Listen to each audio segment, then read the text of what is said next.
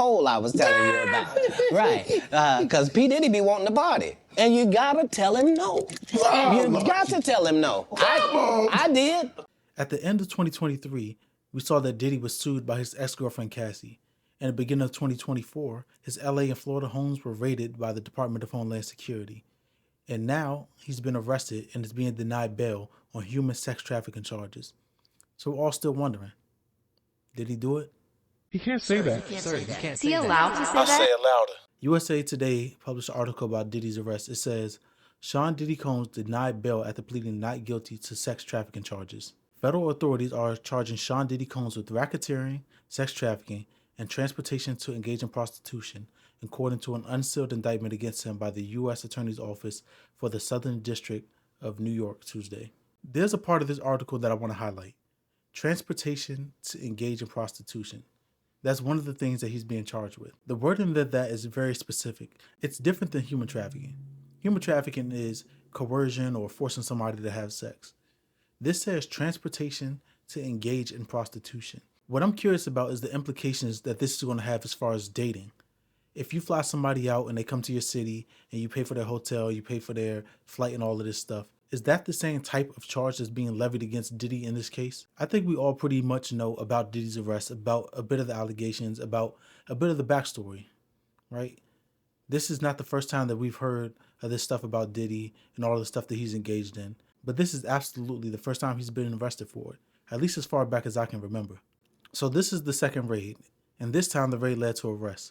We know back in March of 2024, there was a raid on his LA and Florida homes, and he happened not to be there. We don't know if he was tipped off or what was going on, but they raided the house. They arrested the people that were there. I think some of his family was there, his sons.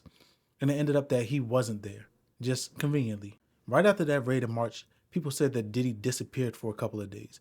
Whether he was out of town or he was in hiding, he wasn't really posting on social media. Nobody knew where he was. It seemed as if he had a heads up and he knew something was going on. He knew he was under investigation and kind of dipped. It seems like he had the same kind of heads up because 5 days before this arrest, he put up one of his homes for sale for $61 million.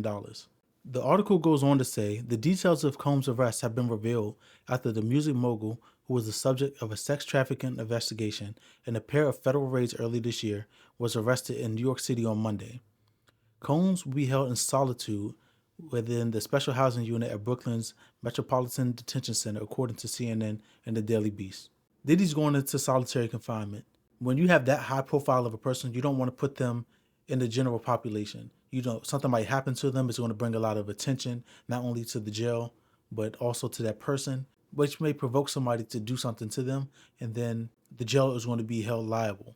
The article goes on to say, according to the 14-page indictment filed by the federal court on September 12th and unsealed Tuesday, Combs turned his multifaceted business empire into a criminal enterprise, of which he and his associates engaged in kidnapping, arson, physical violence, sex trafficking, and forced labor, among other crimes. The arson charge is probably related to Kid Cudi, where back in around like 2011, 2012, Kid Cudi alluded to Diddy being the person that set his car on fire while he was dating Cassie after Diddy and Cassie broke up. The physical violence, if you're not aware, I'm not going to play it on YouTube, but there was a video that came out of Diddy assaulting Cassie. He ran out of the hotel in a robe, caught her by the elevator. She had a bag in her hand, probably trying to escape because of the type of shit he's doing. And he starts beating her, and I think at the end of the video, they end up going back into the hotel room together. Prior to that video coming out of Diddy beating Cassie, she had filed a civil lawsuit, suing him for abuse and all of these things. And that was at the tail end of 2023. It's probably been about a year now, probably around September 2023. In that lawsuit, she ended up asking for $30 million. Immediately, within 24 hours of that lawsuit being filed, Diddy settled for an undisclosed amount. He came out and said that he wasn't guilty of any of the things that he was being accused of. But what would cause somebody to settle immediately after being sued if you're saying that the allegations are false? So now we're looking at two things. We're looking at him setting somebody's car on fire. That's the arson charge. We're looking at physical violence. That's the Cassie charge. What's also related to Cassie is the sex trafficking. She's saying she was essentially pimped out to be fucked by all of these people that came to his party, male porn stars, friends, also he could watch and get enjoyment out of it. And if you're a voyeur, that's cool, do your thing.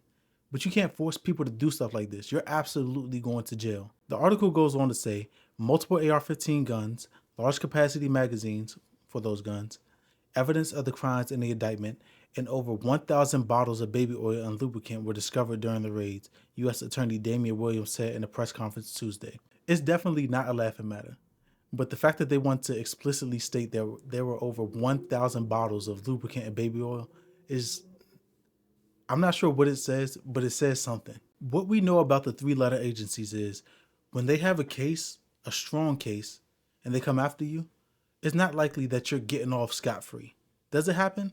Absolutely. But does it happen often? No. They have a high conviction rate for a reason. I'm not going to read the whole article, but this is the part that I wanted to highlight. It says Diddy denied bail after pleading not guilty. So we know he's going to remain in jail for now, at least until somebody appeals and tries to give him another bail hearing, or they present some extenuating circumstances of why he needs to be home on house arrest. With the amount of money that Diddy has, it wouldn't be wise for them to let him go. We just talked about him putting his house up for sale for $61 million. Let's assume that somebody in his network is going ahead and give him some of that money. With $61 million, he can absolutely find somebody to get him out of the country. It probably won't even cost him that much. But if he wanted to be on a beach somewhere, avoiding the charges, avoiding the bad press like Russell Simmons is, he could probably do that with the money that he's trying to raise from selling his home. I think this is part of the reason why they don't want to give him bail.